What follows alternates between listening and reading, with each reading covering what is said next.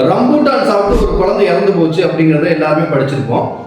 ரீசெண்டாக ஒரு குழந்தை ரம்பூட்டான் விதை சாப்பிட்டு அது உணவு குழாயிலேருந்து மூச்சு குழாயில் அடிச்சு மூச்சு விட முடியாமல் இறந்து போயிருக்கு. இது இப்போ மட்டும் நடக்கிற விஷயம் இல்லை, நிறைய நியூஸில் படிக்கிறோம். கேரட் சாப்பிடும்போது தொண்டையில் சிக்கிக்கிச்சு, உணவு ஊட்டும் போது குழந்தைங்களுக்கு தொண்டையில் சிக்கிக்கிச்சு நிறைய பேர் சொல்கிறாங்க.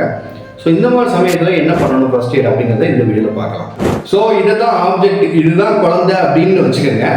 இது குழந்தையோட முன்பகுதின்னு வச்சுக்கோங்க, இது குழந்தையோட பின்பகுதி. அப்படின்னா குழந்தையோட பின்பகுதி உங்களுக்கு மேலே வரணும், அதாவது முதுகு வந்து மேல் சைடில் இருக்கணும். கழுத்துக்கு நடுவில் இந்த 2 விரல், இந்த இடம் கழுத்துன்னு வச்சுக்கோங்க.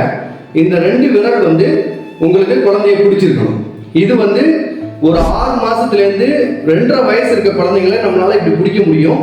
ஸோ இப்படி பிடிச்சி கொஞ்சம் ஸ்லைடாக ஒரு 30 டிகிரிக்கு ஸ்லைட் பண்ணிட்டு குழந்தை ஒரு 4 தட்டு இப்படி முதுகில் தட்டணும், அதாவது மேலேருந்து கீழே இப்படி தட்டணும். சரியா? இப்படி முதுகில் தட்டுற பட்சத்தில் அந்த குழந்தைக்கு மூச்சுக்குழாயில் இருக்கக்கூடிய விஷயம் வரும். ஸோ இது வந்து 4 வயசுக்கு மேலே 4-5 வயசு குழந்தைங்களா இருக்கிற பட்சத்தில் வெயிட் கூட இருக்கிறாங்க அப்படின்னா இதே ப்ரொசீஜரை நீங்கள் தொடைப்பகுதியில் வச்சுக்கிட்டு ஸ்லைடாக அவங்கள வச்சுக்கிட்டு முதுகில் 4 தட்டு மேலேருந்து கீழே தட்டுறீங்க அப்படின்னா அந்த மூச்சுக்குழாயில் அடைபட்டு இருக்கக்கூடிய எந்த ஒரு பொருளாக இருந்தாலும் வெளியே வந்துடும். சரியா?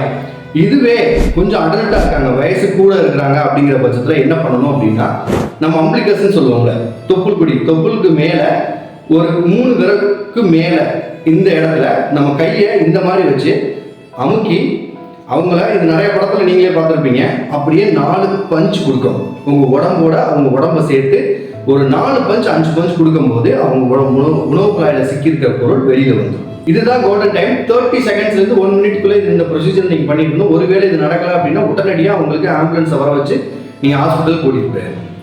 ஸோ இந்த மாதிரி யூஸ்ஃபுல் இன்ஃபர்மேஷன் தெரிஞ்சுக்க கீழே இருக்க சப்ஸ்கிரைப் பட்டனை ப்ரெஸ் பண்ணி வச்சுக்கோங்க. தேங்க்யூ.